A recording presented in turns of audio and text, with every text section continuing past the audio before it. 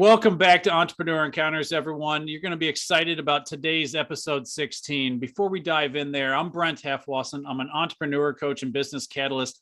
My goal is to help you grow your profit and accelerate your business. If I can help you in any way, please do reach out. You're going to find this format is going to be great.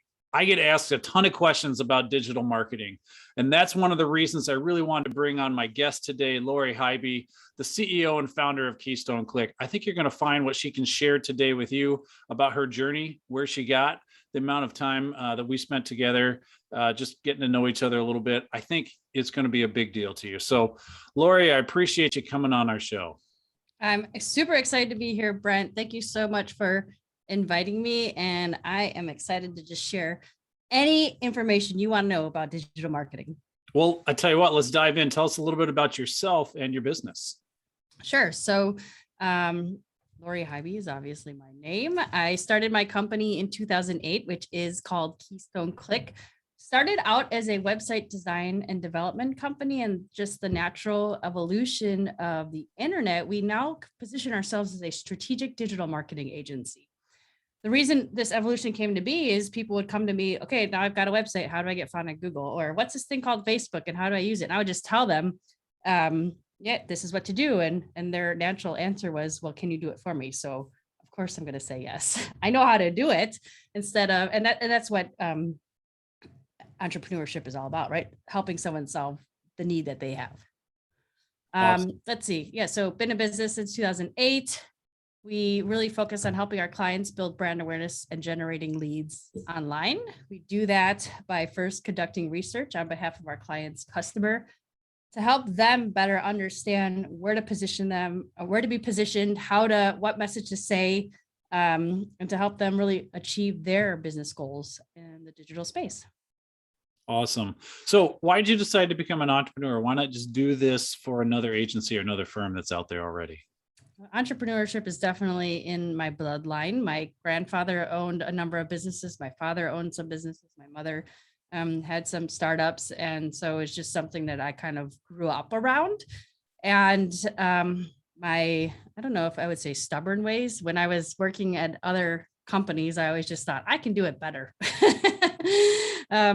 But, little did I know that it's a lot harder to run your own business instead of just wearing that one, marketing hat for someone else. But as someone who has a lifelong learning desire, I'm totally on board with learning all aspects of business and not just going into the area that I initially pursued, which was that creative space. That's great. I think you hit on one of the things that distinguishes, I'll say, a specialist from an entrepreneur. A specialist is going to be great at that digital marketing space. You have that passion for all the things that make the business real. And I think that's a step that a lot of folks really struggle with. It's a step on when I work with a lot of folks, that's the place that we're working. How do you build out those other pieces? Walk me through your journey a little bit. How did you get into business? And you mentioned a little bit of your pivoting. So talk about how you've changed along the way. Sure. So we'll go back to actually when I graduated high school, and I started working at a web development company. And I was a non-traditional student. So I was going to school nights and weekends while I was working full time at this firm. And I was working as the receptionist, basically. I was, answering the phones, helping with billing. The owner of the company knew that I was pursuing commercial art at the time. And so was giving me some opportunities to learn and implement, some of my creative skills into the business activities. When I was going to school, I took a sociology course, and that was actually a major kind of aha light bulb moment that I realized, being in the creative space doesn't necessarily have to be, I'm drawing, I'm designing things. It's way bigger than that. And the sociology class I took really gave me some interesting perspective that experiences or messaging and culture influence how people make decisions as, in that buying journey. And that's really what marketing is. So I changed my major to marketing. And so again, the company I was working for at the time gave me some nice opportunities to really get into marketing. So I always like to say I was doing SEO and PPC before those were acronyms that were even really embedded into our normal everyday language. Worked at that company for 5.5 years, some great opportunities there. And then I actually I wouldn't say I took a step back. I took a new opportunity to learn. And I went to more of a traditional marketing agency where I had the opportunity to learn about outdoor, radio, print, buying ads and doing things on the more the old school way of things. So I really appreciate what I learned there. But again, it got to a point of I can do this better, where my head was kind of in that space of I want to do this on my own. There's a couple of factors that really push that along. First, it was a small agency. There's 3 partners, and the one partner that I was working directly under actually got into a motorcycle accident. And I was the only person on the team that really knew his book of business because I was kind of his direct support. So it really springboarded me to that next step in my career to jump in and kind of lead that account, which also gave me the motivation and confidence that I could do this on my own. And also at the time, it was 2008, very challenging job market. I was also thinking about the fact that I really enjoyed digital, and I saw that there was huge opportunities in the digital space from a advertising and marketing perspective. The firm that I was working at, again, focused heavily on traditional, wasn't really interested in kind of learning and expanding that. So I find that I wanted to leave the traditional space, move into the digital. Extremely challenging job market in 2008. And that's basically when I said, well, I really want to do this. I believe in it. I'm going to start on my own. So interesting time to start a new company. But I guess if you can survive during a downturn in the economy, you should be able to thrive when things are in the up and up again. Yeah. I've heard a lot of stories from a lot of entrepreneurs, and sometimes it seems like if we were to map it out, you would say that's not the best time to get started. But I've heard so many people say that's the type of time when they got started. There was a crisis, it was a downturn, it was uncertainty, but something about that passion, something about that, it felt right. This is the time. And it's a piece I want to encourage people. If you're feeling called in some way to maybe step out, to change up, to do something different, don't disregard that, because sometimes those are the moment that we take to launch into business. Totally. Yeah, I agree. Follow your gut and intuition. I'm a big believer in that. Yeah. So what type of choices? You said you were kind of in that spot. Walk us through in a little more detail, if you can, some of the choices you had to make to decide, I'm going to dive into this, even though conventional wisdom says this is not the best time to make that switch. I was looking for another role that was more in that digital space. But because I would say greener at the time. So I had been at that agency for about 3.5 years, and I wasn't doing any digital, and the digital, we all know, evolves very quick. So what happened in the 3 years that I wasn't really close to that, I wasn't speaking the same language and the terms and the tech, and I didn't have the expertise that a lot of these individuals were looking for. And in a down economy, what I've learned is when someone is looking to add someone to their team, they want someone that can wear a lot of hats. So it's extremely challenging to say, I'm really interested in this space. I know enough to be dangerous. Let me come in and learn on your dime, and that wasn't the reality. But my gut, my intuition was so strong in that I wanted to do this. I fleshed out a business plan. I did a lot of homework and research on, where is digital going, and this was a time when not every company had a website, and some people were thinking, I don't need a website. It's just a fad. It's not only the really big companies have websites. And I realized, that's going to change. That is definitely going to change. The website is more than just a brochure. This is something that, is the early stages of the smartphones too. And people were starting to, get their emails on their phones and actually have access to websites on their phones and collect information. So based on my research, I decided there's opportunity here, and I'm just going to do it. I love it. And I did. Just a new business, a nascent business. And I think if I heard you right, you were sensing a trend that Yes. Some people were like, it's the current bells and whistles that'll change. Turns out today, I forget how much content is produced every day, but something like the amount of content produced every day it matches all the content that was produced for like the last 5 millennia. So it's really insane. impressive. So how do you identify the problem that you need your customer to work on? Because it's one thing to know internally, like I'm an entrepreneur coach. Hey, I think a lot of people need coaching. It's another thing for those folks who have the problem to reach out and say, I think I need some help with digital media, particularly in a space where the evolution was going so fast and things were changing so quickly. Yeah, so that's a great question. And my sales process is twofold. One, I'm very much heavily focused on education.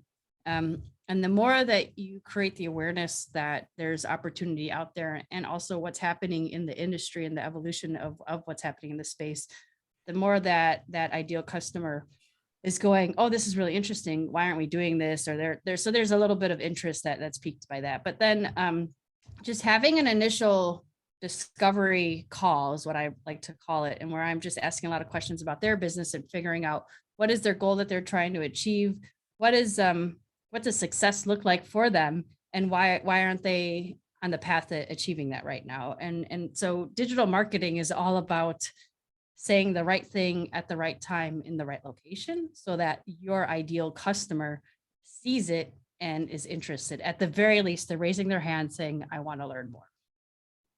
So that's a tough nut to crack. And it's a process to kind of, I always like to say, peeling the onion questions to kind of like go deeper and deeper. When someone comes to me and says, I need you to run my Facebook account for me, my first question is why? It's not, sure, we can do that. My question is, why do you want me to run your Facebook account for you? Well, that's where my customers are.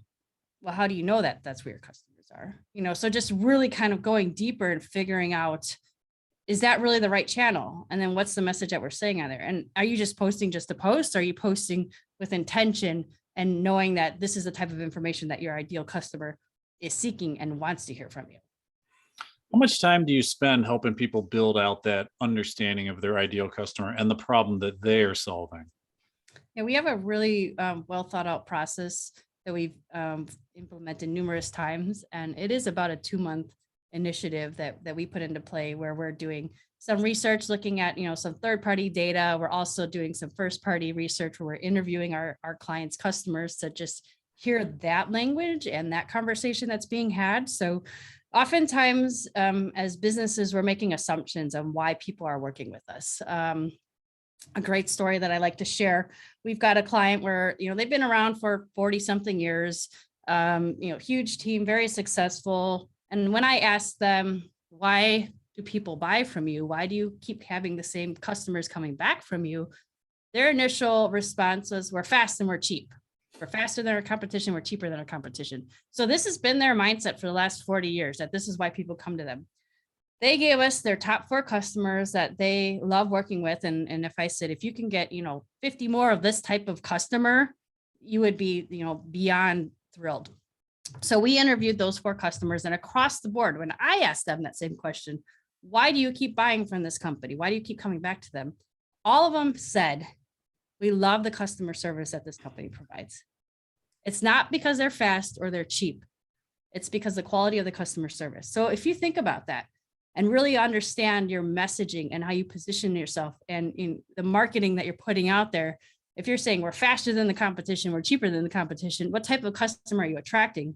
As opposed to saying, we have the best, customer service department, or we understand your pains and speaking to that. So you're just changing the whole message, and you're actually attracting probably a better ideal type of client who's going to be willing to pay more, because they're not so focused on, is this cheap, but is it the best quality experience that I'm getting? So that was just one example. We've seen this numerous times, but that process to really get deep into the head of that ideal customer and then build a plan around it is about a 2-month initiative. Yeah. And so, and I would say probably on top of that, and you alluded to this, if their customers are coming to them ultimately and loved it because of customer service, then that company was probably conceding a lot of price and ultimately a lot of profit 100% as a result of that. So, mm-hmm. If the one piece of encouragement is a small business, do not try and be the lowest cost provider. Someone else can always do it cheaper and steal your lunch, but they may not be able to do it better.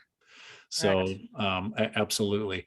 So talk to me about how you've evolved and adapted. I mean, starting in 2008, if we take Moore's law, I don't know, like we're doing things about like 100 times better or faster or more complex from a digital space than we were back in 2008. So how have you adapted, changed, and what's the current movement right now in digital media? Oh man, this full big question that I could talk about for a very long time here. So when I started, as I said, we just did website design and development. And this was before words like WordPress or content management system, where content, our CMS tools were everyday language. So we were building websites in basic HTML, which is hand coded. And if you want to make a change, you have to actually go in the code to manipulate the change and then re-upload the file to the server. I mean, this is old school way of building websites. So a big evolution was really implementing content management systems and creating a tool, which, I would assume to some extent, if anyone's got a website, they know they log in and then they have kind of this dashboard where they can hit the edit button and then instantly make changes to their website. So that was a major evolution. So identifying what platform we wanted to really kind of become masters of, instead of being, a Jack or a Jill of all platforms and trying to be everything to everybody, we decided to go all in and say, we're going to be the best that we can possibly be on this specific platform. And that allowed us to get some focus and clarity and be strategic in who it is that we were targeting.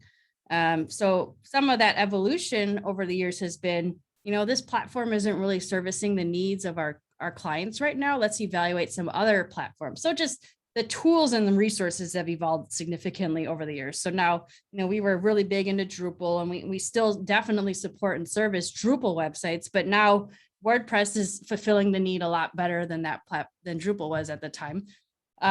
So we're really big into designing, developing, and building out WordPress sites right now. Another evolution was just the internet in general. I mean, look at how many new social media channels exist. I know when I started, it was Facebook, Twitter, and LinkedIn. And I guess, YouTube wasn't even considered a social media platform at the time. But those were kind of the hot big ones that were out there. And then there's just this evolution of, there's a new platform. Oh, it's Instagram. And then there was, Vine for video, and that kind of fizzled out. And, TikTok's hot now, and Vimeo and Clubhouse. And it's just like, wow, there's always something new and brilliant that's out there. So it's, to some extent, my goal is to at least be one step ahead of my clients, so that when they come to me and say, hey, should we be on this? I can actually answer that question intelligently. And again, though, with regards to the tactics, and I look at these platforms as tactics, you have to really make sure that you know what the goal is that you're trying to achieve, and look at that strategy and say, does this platform align with the strategy and the goal? Or is this just another shiny object that we can play around with? So that's, and the evolution, and that's something that I've learned too over time, is that, you have to just really understand what is it that you're trying to achieve. Podcasts, they've been around a long time, but really they just kind of spiked in usage probably in the last 4 or 5 years, I would say. And they're on an upward trajectory now too. But, 8 years ago, if someone said I should start a podcast, well, is anyone listening to them? Now, everyone's listening to podcasts. It's great. It's a huge B2B platform because the majority of listenership is B2B. It's individuals that are educated, that want to continue to learn. And that's what's the beauty of podcasting. So it's just being aware of the evolution that's happening, and making sure that, one, it's in alignment with our mission, our purpose, and what our goals are, and then being able to speak intelligently about it on behalf of our clients. Sure. You mentioned you want to stay one step ahead. What are you doing on a regular basis? What's your habit in order to continue to stay on top of your industry and to stay informed as the new platforms keep popping up and folks are like, hey, I ought to do this because, it's new, not necessarily because that's where my customers are, but what do you do in order to stay on top of the industry and stay current and with your team? Well, it's impossible to be in the know on everything. Sometimes I will have a client come to me and say, what do you know about this? And I don't know. I'm happy to investigate it further if you'd like me to. But I follow a number of thought leaders in the industry. I subscribe to a number of newsletters. And for the most part, I read the headlines. And if I see a trend in the headlines, let's say like Clubhouse, for example, when it first came out, the first time I heard Clubhouse, I was like, oh, okay, well, another platform. And then I saw Clubhouse. Okay, now I got to start doing some research on this. I need to create an account. I need to play with it a little bit and see, is this a viable tool for any of my clients? If so, then let's go deeper.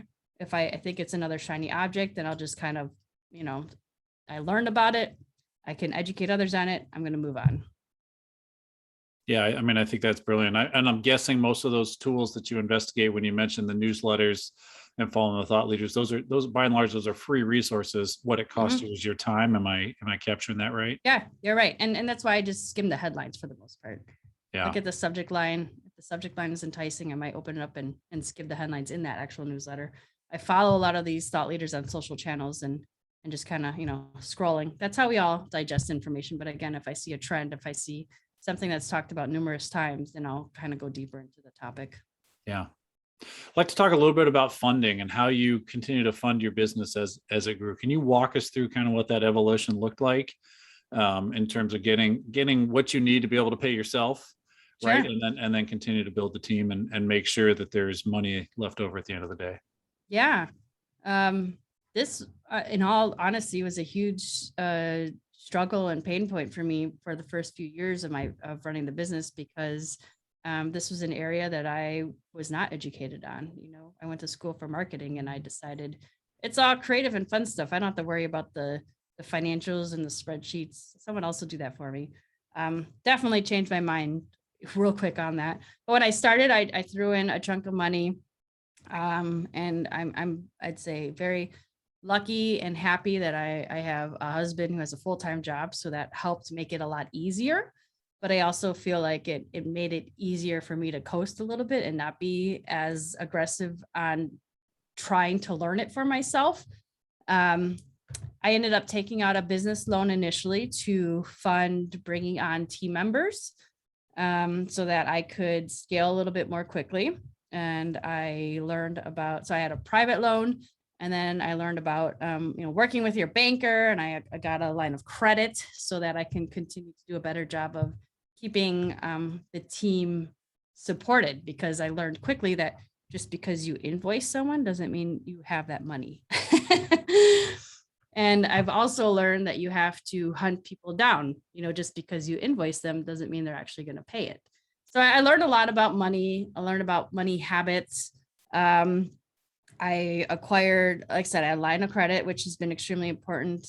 I've been doing a lot of education. I actually attended some workshops around, how to manage the money in your business, specifically geared towards the creative professional space. And actually right now I have a money coach for my business. There's a book called Profit First. And there's coaches that align specifically to supporting the profitability of your business. And that's something that I've kind of wish I did a little bit earlier, because it's given me a whole new perspective and understanding really how money works in a business. Yeah. Can you dive into that a little bit more? Because I think understanding the profit piece, I think the passion people understand, the hustle a lot of entrepreneurs understand, but sometimes, like I said, you work really hard and there's not very much money at the end of the day. So maybe dive in a little bit about what your perspective has changed in terms of how to structure the business around profit while not sacrificing some of those other values and goals. Sure. It's funny. I had this conversation with someone earlier today. The first few years of my business, I was just focused heavily on, I love marketing. I love helping other people. And I was terrible at invoicing people. I mean, really, if I reflect back, I gave away so much free work and advice. And it's not that people were taking advantage of me. It's just, I wasn't taking the time to actually invoice accordingly and charge what I'm worth. And I know a lot of entrepreneurs don't do that. They don't charge what they're worth. So in the last few years, like I said, I've done a lot of investing my time and energy into making more intelligent decisions around money. But understanding what the true value is of my time, of my team's time, what is the value to the client of the deliverable that we're providing in our expertise. And then having a plan in place that says, when this money comes in, what is my intention with it? And that really comes down to, like anything else in life, what is the goal? And I think if I would go back and do this completely differently, I started the company because, my family had the entrepreneurial blood in. I'm like, well, they did it, I want to do it. And I thought I could do it better than the other people that I was working for. And I was passionate about marketing and helping others. There was no end game in mind. There was no goal, and getting really clear on what that goal is for me, not just, I want to do this because I want to do this, but is it because I want to have a solid retirement package? Is it because I want to build a legacy for my family? Is it because I want to be an active person in the community and set up and grow, and build a system to better the community? And getting just really clear on what that goal is going to make it easier for you to make those decisions, especially when it comes to the financial aspect of things. And if I'm saying, okay, I want to retire by the time I'm 55 years old, you know what that goal is, what that number is that you have to achieve. And then you look at what is the roadmap it's going to take me to get to that number, and how can I leverage my business to pull out, if it's, 20% of every invoice is going into my profit sharing plan, my retirement plan, whatever that is. I'm just pulling numbers out of there, but having a plan and being very clear on, why am I doing this? Bigger picture of what is it that I'm trying to achieve as an entrepreneur, as a business owner, and knowing where that money is going and what you need to do to achieve that goal. Well, thank you for that. You also mentioned that you got a line of credit. Now, I'm going to consider yours a service-based business, or at a very minimum, not a very asset-intensive business. And I've heard from a lot of folks, banks don't necessarily want to give you money unless you've got collateral. The word is collateral, right? So give me something solid that if it doesn't work out, I can sell and repay the loan. Walk me through a little bit about when you decided it was the right time to get that line of credit, and how you established with the bank that you were going to be, from their perspective, a good risk, that it was going to work out. Sure. So I'd say a lot of this was my ignorance and the self-education, and I fostered a strong relationship with my banker at the time, and that was something that was huge. And my banker was actually someone who came from a very entrepreneurial family. He had some startups of his own. He also had 5 kids, so he had to have that full-time job. So I really appreciated the relationship that he had, because he understood the entrepreneurial mindset, but he also educated me on some of those financial components and what it would take to set up from a service-based business. What is that risk? And I think one of the biggest benefits that I had is we have some recurring revenue, and the recurring revenue makes it a lot easier to say, I'm confident that this is a dollar amount that's going to be coming in on a monthly basis. Therefore, it was less risk for the bank to move on, as opposed to if we were all, one-off project-based type of business. Right. No, I mean, I think so you had the revenue to be able to depend on. That showed your reliability. Was your business seasonal? Like, what did you ultimately end up using the line of credit for? How was it helpful for you in being able to advance your business goals or be able to grow your business? I think you mentioned bringing some staff on. Yep. Yeah. So my team right now, I have 7 with me. It's 7 FTEs and about a dozen contractors and freelancers that we work with. As far as, let's see, that question again was, what was it used for? A lot of it was to cover the overhead of the team, in all honesty. And let's see, just because, cash flow, even though I've got recurring revenue, doesn't mean, the first of the month, there's this big chunk of money that's dropped in. And as far as the seasonality goes, I didn't think that our offerings would be seasonal, but I found historically, especially in our space in marketing, the fourth quarter is our biggest quarter. And it's typically because, everyone's got their end of year budgets they're trying to burn, or they're getting ramped up and trying to build that plan. and get a fresh face on the digital space as they prepare for the start of the new year. So we're always just kind of swamped and have a huge volume of business that comes in quarter four, and it kind of trickles over into quarter one. But I'd say the summer months are a lot slower, and that helps to kind of float some of that, that cash flow situations during the summer months for sure.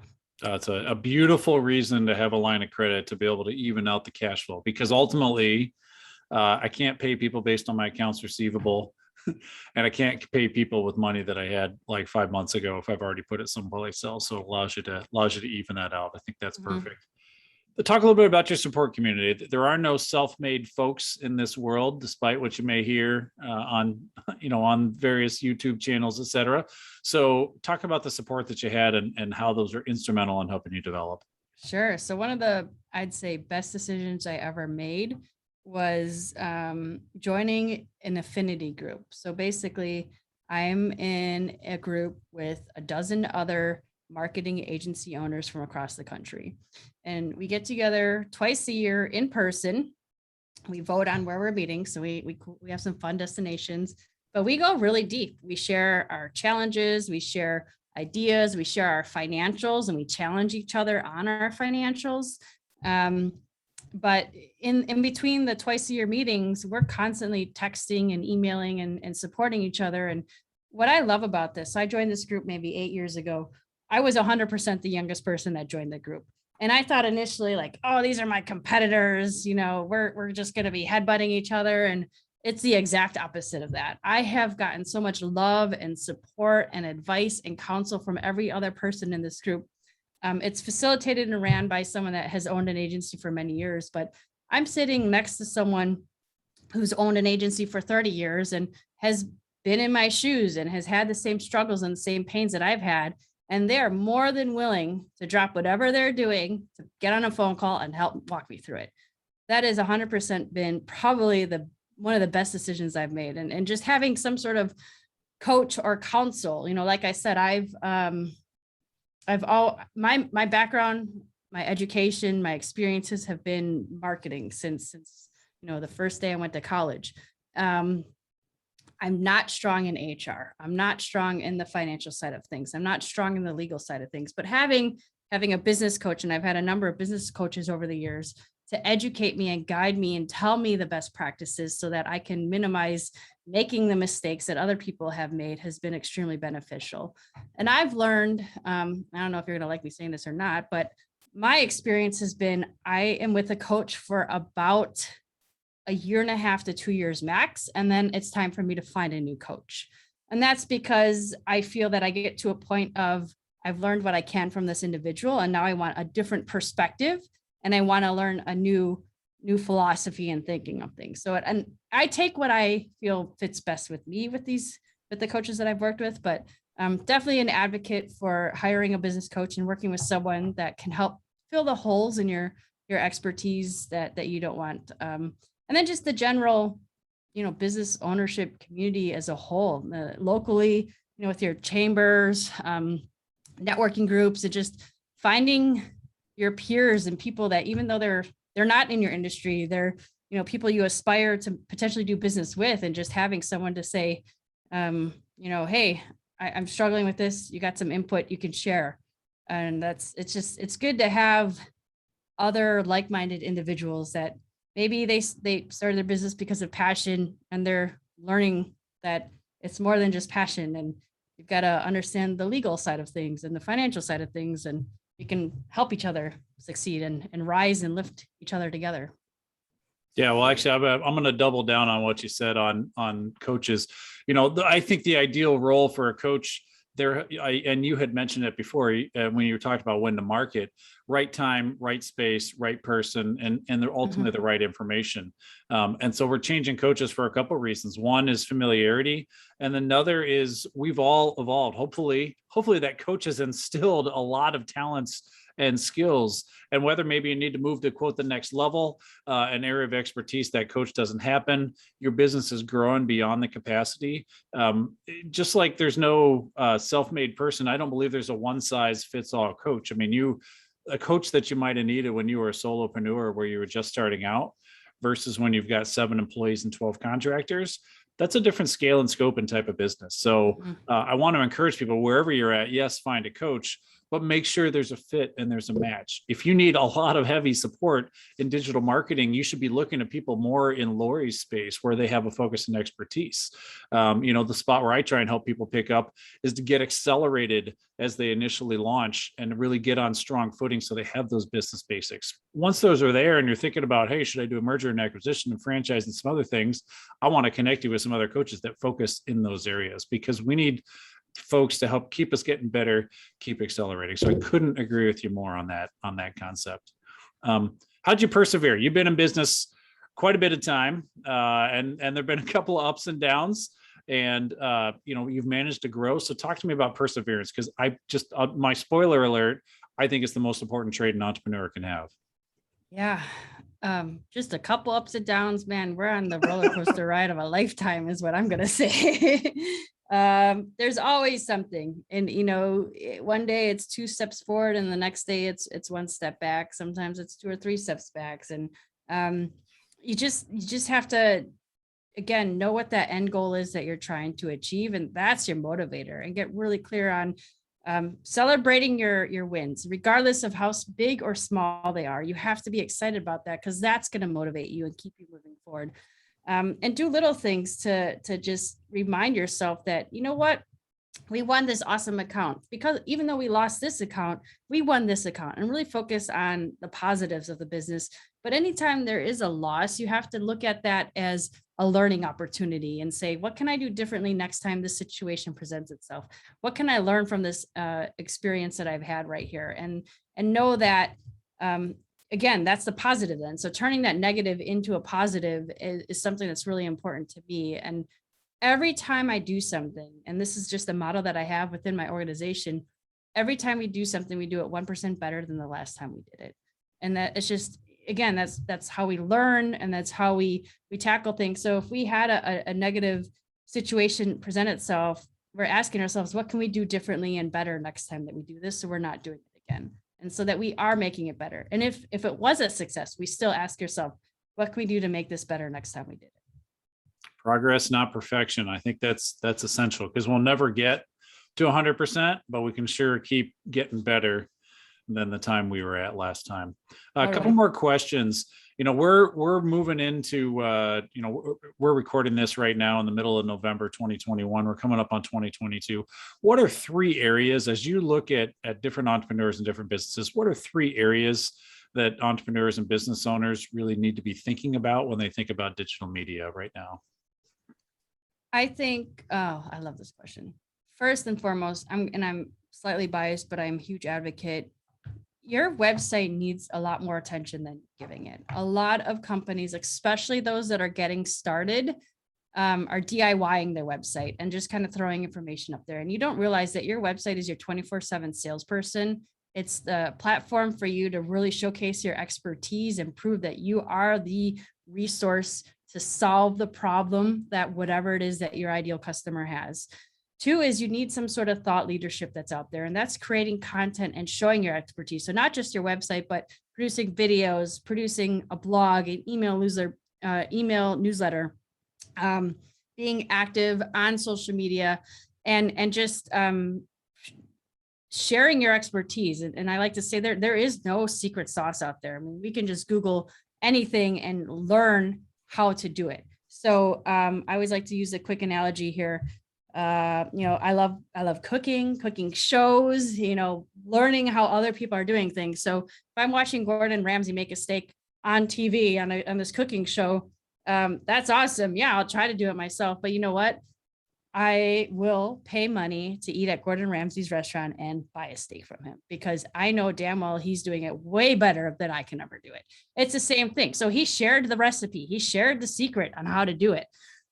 He proved to me that he's the expert in this. It's the same philosophy with your marketing and your messaging. You want to be the one that says, I know this person can do it because they show me that, and I trust that they can actually do it. The third thing is to really start looking forward in what's happening with regards to artificial intelligence. AI is definitely becoming embedded into our world. It's already there. People aren't really paying attention to it right now.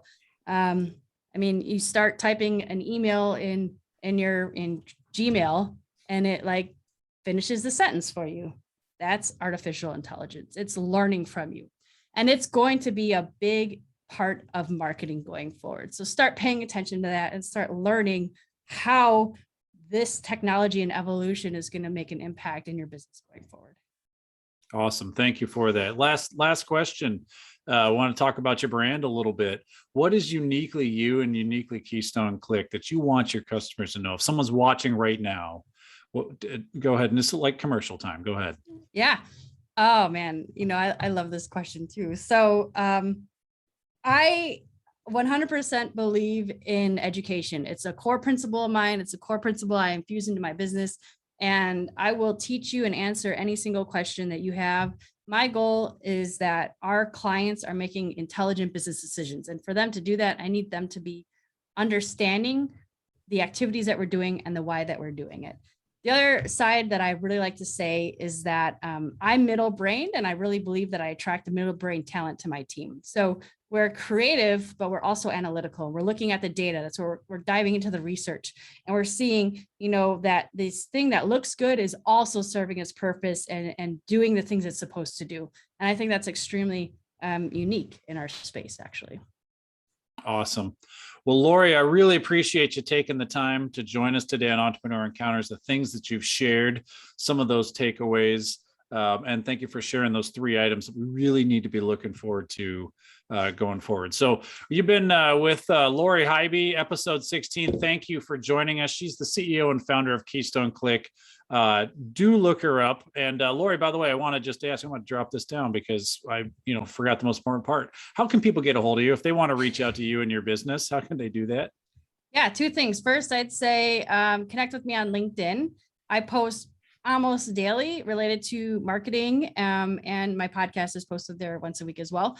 And second, visit us at keystoneclick.com. We have a wealth of information in there to help you best make intelligent business decisions around your digital marketing activities. Awesome. Thank you for that. So again, Lori Highby, CEO and founder of Keystone Click. I hope you've learned something important. I hope you'd at least reach out, connect with her on LinkedIn. That's actually how we met, through a referral, got connected, had a conversation. I was impressed, knew that everyone on this channel needs to hear what she has to say. So if you're looking for other ways to continue to meet other entrepreneurs and rally, I want to say Wednesdays, 4:30 Central, you can find us on Entrepreneur Encounters. We're getting other entrepreneurs together. We're networking. We're making sure that we have an opportunity to share our challenges, share our successes, share our struggles. So bit.ly/EntrepreneurEncounters, do reach out to us there and find out what's happening. We also have some sponsors for today's show. I'd be remiss if I didn't bring up, because again, I mentioned there are no self-made business people for sure. Andrew Fowler Photography did all our photography. Buckethead Creative handles our graphic arts. Charlie's Music Factory and Chris Crane will do our music. And Milwaukee Web Designs has helped us get our website presence up to where we're at today. Going back to Lori's point that your website is more than just a calling card. It's now your continual sales tool. So again, I'm Brent Halfwasson. I'm an entrepreneur coach, and I'm looking forward to helping any entrepreneur and business owner be able to grow your profit and accelerate your business. If I can help you, go ahead and take a shot of that QR code or go to bit.ly/coach with Brent. Get 30 minutes on a discovery call, an initial coaching session, and let me see, absolutely free, how we can help you be able to move forward and do that. So if you want to reach out to me, Brent@halfwasson.com. You can also find us on our website, halfwassonassociates.com. Find me on LinkedIn. Do find me, reach out, ask some questions, see how we can help you. If you've liked what you heard here, I do want to encourage you to go ahead and subscribe and to check out some of our other long form videos that we've done on whatever channel you're catching us on. Thanks a lot, and we'll talk to you later. Come on.